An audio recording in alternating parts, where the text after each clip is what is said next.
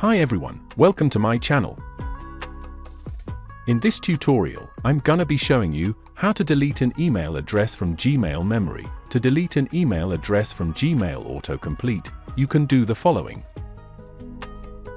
First, go to Google Contacts, then navigating to the other contacts, now finding the email address.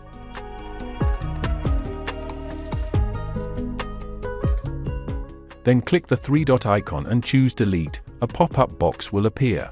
Just click Delete.